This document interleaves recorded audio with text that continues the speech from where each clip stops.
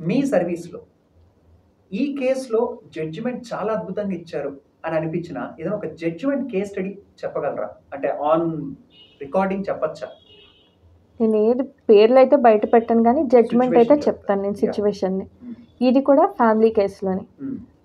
అంటే ఒక భార్య మంటల్లో కాలిపోయి చనిపోయింది అత్తారింట్లో. అగ్ని ప్రమాదంలో చనిపోయిందనుకోండి. అగ్ని ప్రమాదం ఎలా జరిగింది? గ్యాస్ లీక్ గ్యాస్ అయ్యి లీక్ అయ్యి. ఓకే. గ్యాస్ లీక్ అయ్యి అగ్ని ప్రమాదంలో భార్య చనిపోయింది. హ్మ్. మరి అబ్బాయి తరపు అడ్వకేట్ వచ్చి అది అగ్ని ప్రమాదం అండి. ఆ అమ్మాయే చనిపోయింది. ఇందులో ఆ అమ్మాయి అబ్బాయిది గానీ, అబ్బాయి తల్లిదండ్రులు గానీ, లేక అక్క చెల్లెళ్ళు గానీ ఏం ఫాల్ట్ ఉంది? ఆ అమ్మాయి ప్రమాదవశాత్తు చనిపోయింది. మా క్లయింట్‌కి ఎలా మీరు శిక్ష ఏస్తారు అని అక్కడ ఆర్గ్యుమెంట్స్ జరుగుతున్నాయి. ఓకే. జరుగుతున్నప్పుడు జడ్జి అడిగిన ఒక మాట, అందమైన మాట, చాలా మంచి మాట. ఏంటి అగ్ని ప్రమాదాలు అత్తారింట్లో జరిగితే ఎప్పుడు కోడళ్ళే చనిపోతున్నారేంటి? అక్కడున్న అత్త గాని, ఆడపడుచు గాని, మామగారు గాని, భర్త గాని వీళ్ళెవ్వరికీ ఏం అవ్వదా? నిజంగా చాలా అద్భుతమైన పాయింట్ అండి. ఇండైరెక్ట్ గానే తను అనుకున్న పాయింట్‌ని కన్వే చేశారు ఆ జడ్జి. చేశారు. అతనికి చాలా సీరియస్ పనిష్మెంట్ కూడా ఇచ్చారు. హ్మ్. ఇలాంటి జడ్జెస్ ఉండాలండి. ఈ విడాకుల కేసు ఎక్కువ అవ్వడానికి కొన్ని కారణాలు కూడా ఉంటాయండి. హ్మ్. ఏంటో చెప్పనా? వచ్చిన భార్యని అస్తమాను వాళ్ళ అమ్మతో కంపేర్ చేస్తాడు భర్త. మా అమ్మ ఎంత బాగా వంట చేస్తుందో తెలుసా? మా అమ్మ ఇంటిని ఎంత బాగా పెడద్దో తెలుసా? మా అమ్మ పెంచినట్టు పిల్లల్ని ఎంత బాగా పెంచుతారో ఎవరు?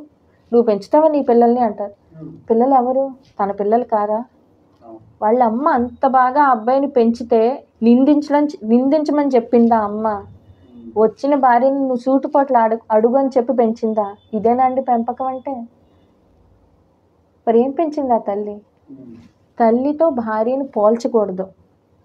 తల్లి భార్య అవ్వలేదు. భార్య తల్లి ఖచ్చితంగా అవ్వుద్ది.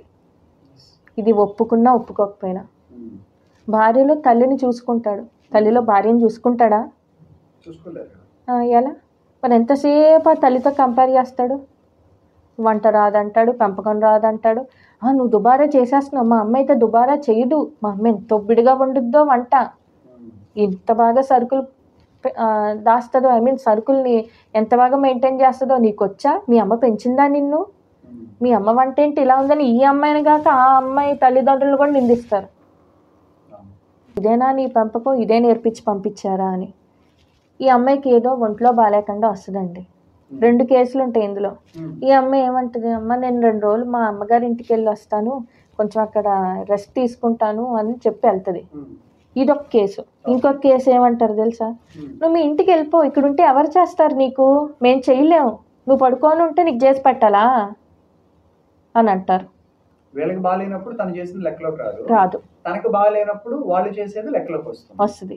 ఓకే. ఈ అమ్మాయి ఒంట్లో బాగాలేక ఏ వైరల్ ఫీవరో ఏ టైఫాయిడో వచ్చి ఒక వారం 10 రోజులు ఎక్కువ ఉందనుకోండి పుట్టింట్లో, హ్మ్. అప్పటి నుంచి వస్తాయి ఫోన్లు. మా అమ్మ చేసుకోలేకపోతుంది, ఇంత చాకరీ ఎలా చేసుకుంటుంది, నాకు పెట్టలేకపోతుంది, నాకు చేయలేకపోతుంది మా అమ్మ, నువ్వు రావాలి కదా, నువ్వు అంతసేపు పుట్టింట్లో ఉండిపోతావా అంటాడు భర్త.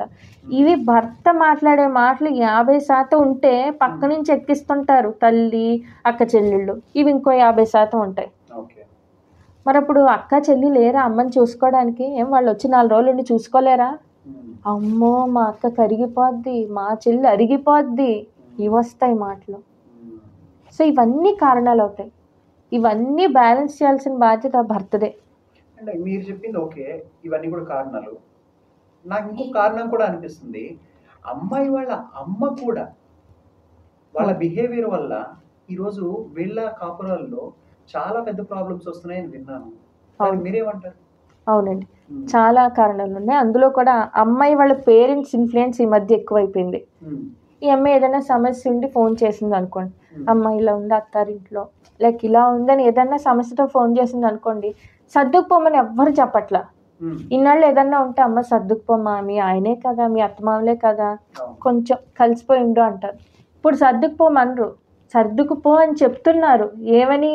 బట్టలు సర్దుకొని వచ్చే తర్వాత వాడిని ఏం చెయ్యాలో అది చేద్దాం. ఇవే సవాళ్ళు. ఎక్కడుంది అడ్జస్ట్మెంట్? అమ్మాయి తగ్గాలి అని అంటున్నావు, పాపం అమ్మాయి తగ్గి ఉంటుంది, తగ్గి కూడా ఉండనివ్వరే వీళ్ళు. కొన్ని సందర్భాల్లో అబ్బాయి వాళ్ళు కానీ తగ్గి ఉంటారు అమ్మాయికి, ఈ అమ్మాయి తగ్గదే. సో కంపాటబిలిటీ ఇద్దరి మధ్య ఉండాలి, బ్యాలెన్స్ ఉండాలి. ఆ కరెక్ట్. ఇద్దరి మధ్యలో ఒకరి మీద సరైన బ్యాలెన్స్ లేకపోయినా, ఒకరి దగ్గర సరైన ఆ కంపాటబిలిటీ లేకపోయినా ఖచ్చితంగా కలిసి అయితే ఉండలేదు. అంతే కదా, ఒక సైడ్ నుంచి ఎన్నిసార్లు మనం ట్రై చేస్తాం. అవును. ఇంకొకటి ఏంటంటే ఇక్కడ అబ్బాయి వచ్చి లేక భార్యతో సఖ్యతగా ఉండడం, భార్యని అర్థం చేసుకోవడం, భార్యకి సపోర్ట్గా ఉండడం చేశాడు అనుకోండి, నా కొడుకు మారిపోయాడని ఈ తల్లి గుండెలు బాధేసుకుంటుంది. అక్కడ కూతురు భర్తతో సూపర్గా ఉంటుంది, బాగా వాళ్ళేమో హ్యాపీగా ఉంటారు. ఏం చెప్పుద్ది తెలుసా, నా కూతురు చూసావా మొగుడిని ఎలా లైన్లో పెట్టుకుందో, కొంగును గట్టేసుకుందో, నా అల్లుడు నా కూతురు ఏం చెప్తే అది వింటాడు. మరి ఇక్కడ కొడుకు చెప్తే తప్ప, కొడుకు చేస్తే తప్ప. మీరు చెప్పిన దానికి ఎగ్జాక్ట్గా ఒక సామెత గుర్తొచ్చింది నాకు. ఇంట్లో అంటారంట, ఇదిగో నా కొడుకున్నాడు, నా కోడలు ఎట్ట చెప్తే అట వింటూ దాని మాటిని దాని కొంగును పట్టుకొని తిరుగుతున్నాడు, దేనికి పనికి రాకుండా పోతున్నాడు. అదే నా అల్లుడు ఉన్నాడు, నా కూతురు ఏం చెప్తే అది వింటాడు. అవును, మంచోడు.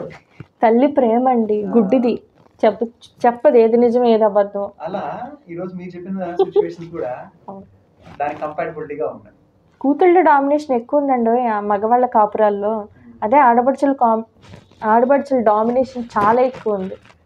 మరి ఈ డైవర్స్ కేసెస్లో మనం డిఫరెంట్ ఇష్యూస్ మాట్లాడుకున్నాం.